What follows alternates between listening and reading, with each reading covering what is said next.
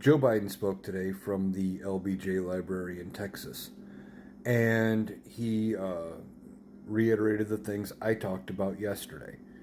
He says he wants a constitutional amendment to make it so presidents are not immune for criminal acts they commit while in office. They never have been before, they don't need to be now. Remember, Nixon got a pardon from Ford for his crimes regarding Watergate.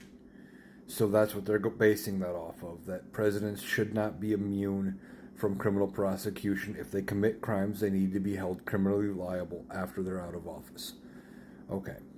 What are the other two? Well, the other two deal with the Supreme Court, in that he wants an 18-year term limit. Again, this would take a constitutional amendment, but an 18-year term limit for Supreme Court justices, where every 2 years, one Supreme Court justice would be replaced. They would have one term of 18 years, could not be reappointed, and based on the every 2 year plan, if something were to happen to that Supreme Court justice during that 18-year term and they needed to be replaced, whether they had to step down due to their own issues, they died in office, whatever the case may be, that their replacement would not be appointed for a full term, but an 18-year term, or the remainder of that 18-year term.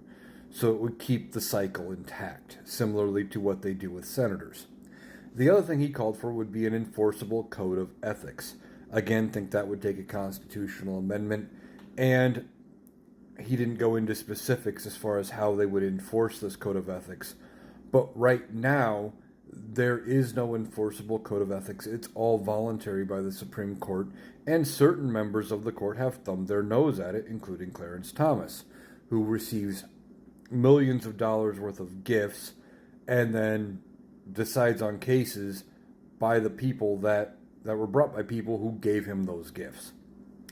So Joe Biden calling for those big changes at the LBJ Library today. He also kind of talked about his history, about how he got a start as a public defender and got into public life. And just how he's always been out about making sure everybody's got an equal playing field. And he tied that into what he was talking about by saying that, these Supreme Court justices are about not keeping it equal. So I thought it was a pretty good speech. The parts of it I did get to see. I agree with what he's calling for. I think all of it's going to take a constitutional amendment, though. And Speaker Mike Johnson has already said those are dead on arrival in this current House of Representatives. But remember, after the election, new Congress takes over January 3rd. So if we vote in big numbers down ballot, there could be a Democratic majority in both houses, and we could get some traction on getting some of this done.